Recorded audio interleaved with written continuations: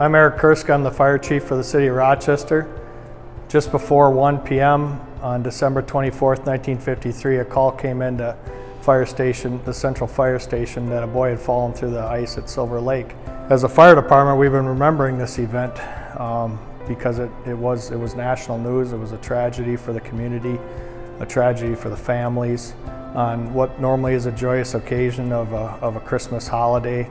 To have 6 children lose their fathers and another family to lose their son and their brother was a tragedy for the small city of Rochester at the time.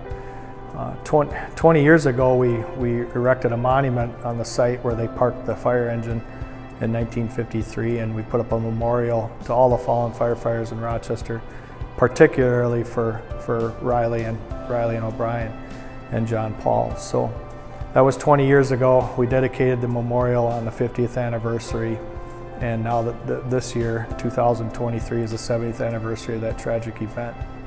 We'll have family members from all 3 families in attendance, a large group of family members, and we look forward to seeing them and honoring the sacrifices that they endured and the sacrifice of their fathers and their brother.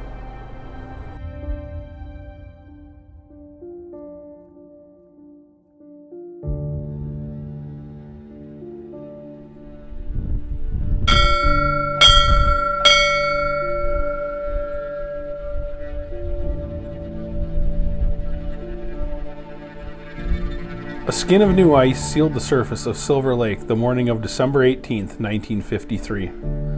The previous day, park employees had posted signs warning of unsafe ice around the open water in anticipation of a predicted cold snap during the night. Adding concern for the season was the increased discharge of warm water into the lake from a new turbine at the nearby power plant. The facility had brought the power generator online in late November, just in time for the Christmas lighting season. Silver Lake was an attraction since its dedication in 1936, as were all waterways in Rochester. Hundreds of skaters used the lake on winter weekends, including former Fire Chief Ginther, who once plunged into the water over his head when the ice broke beneath him while he skated near his North Shore home. Skaters pulled him out with a rope being used to play Crack the Whip. Since the lake's formation, 9 lives had ended in the city's waters. Many of the victims were young children, like the 2 small boys lost just below the dam in 1950. Firefighters had handled the body recovery duties for years, succeeding Civil War veteran George Stewart, who voluntarily recovered victims by dragging the creeks and rivers during the pioneer days. Firefighters had likewise participated in drowning rescues since the oxygen inhalator had arrived, helping to save or revive 14 persons during the 2 recent decades. The week following the freeze-over was unseasonably warm. On the afternoon of December 24th, 1953, a rescue effort on the lake would turn tragic. Shift 2 firefighters spent a quiet morning at the downtown station completing housework and equipment maintenance. Engine driver Ambrose Riley, 38, and firefighter Stanley O'Brien, 40, both electricians, finished repairs on some used electrical toys for the annual Christmas distribution to needy children. The 2 men had joined the department on the same August day in 1947. At 12:55 p.m., they responded to a telephone call that a child had slipped through the ice on Silver Lake. When they arrived, along with Captain George Davis and firefighters Lyle Gardner and Charles Hayes, they saw a visibly exhausted John Paul Stevenson, 9, alternately swimming and grasping a broken piece of ice near the North Shore. Without waiting, O'Brien and Riley, dressed in turnout gear, crawled onto the thin ice, pushing a roof ladder toward the boy. When the ladder fell short, O'Brien continued to crawl down its length toward John Paul, who was begging the men not to come further on the unsafe ice. O'Brien was reaching to hook the boy's coat with a pike pole when the ice gave way. Behind them, Davis, Gardner, and Hayes also broke through in shallower, waist-deep water as they proceeded out along an extension ladder. Struggling in the deep water, O'Brien and Riley pulled the boy to the surface and onto a floating log, but he was unable to maintain his grip. The two firefighters, now within reach of a canoe manned by firefighters and police, again went under to save the boy, but failed to resurface. Hayes repeatedly tried to throw a rope, which was large in diameter, waterlogged, and extremely difficult to throw, but could not reach them. About 15 minutes later, firefighters brought Riley to the surface and rushed him to St. Mary's Hospital in poor condition. In another few minutes, they located O'Brien and took him to Colonial Hospital. Physicians reported both men dead within the hour. About 50 minutes later, rescuers found John Paul and pronounced the boy dead at the scene.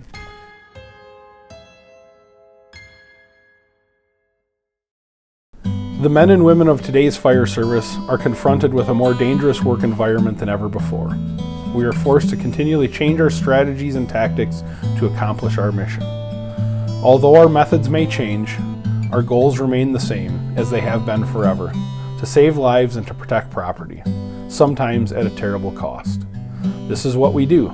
This is our calling. This is the tradition of the firefighter. The fire service of today is ever-changing, but is steeped in traditions 200 years old. One such tradition is the sound of the bell. In the past, as firefighters began their tour of duty, it was the bell that signaled the beginning of the day's shift. Throughout the day and night, each alarm was sounded by a bell, which summoned these brave souls to fight fires and to place their lives in jeopardy for the good of their fellow citizen. And when the fire was out and the alarm had come to an end, it was the bell that signaled to all that all units had returned safely to quarters. When a firefighter had died in the line of duty, paying the supreme sacrifice, it was the mournful toll of the bell that solemnly announced a comrade's passing. We utilize these traditions as symbols, which reflect honor and respect to those who have given so much and who have served so well. To symbolize the devotion that our brothers and sisters had for their duty, a special signal for a line of duty death of 5 rings repeated 4 times, signal 5555 as we know it, represents the end of our comrades' duties and that they will be returning to quarters.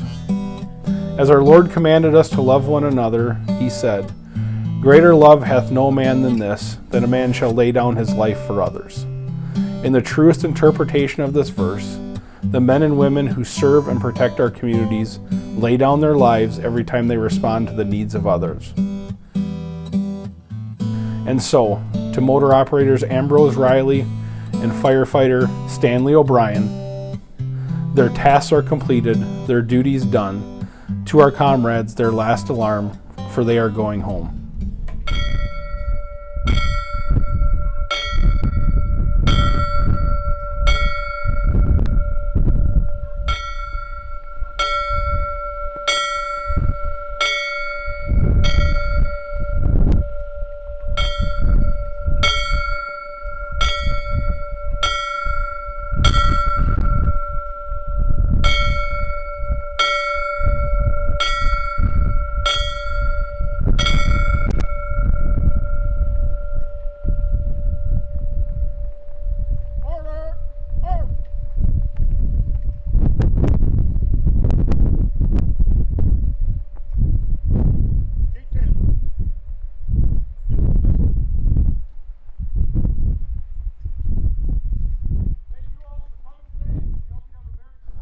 I'm Anne Marie Dominguez. I am the granddaughter of Ambrose James Riley. I'm Ambrose Pauley. I'm the great-grandson of Ambrose James Riley. We're here today to remember, honor, and memorialize the incredible sacrifice and bravery these men and that young boy had on this day, on a Christmas Eve day, where we're all waiting to be with family and to gather with warm food and gifts, and to have them go out without second guessing, without any hesitation, and try to save another person's life. It's significant. We need to recognize this bravery. We need to recognize this courage. This amazing example of sacrifice, of giving your life for someone else's.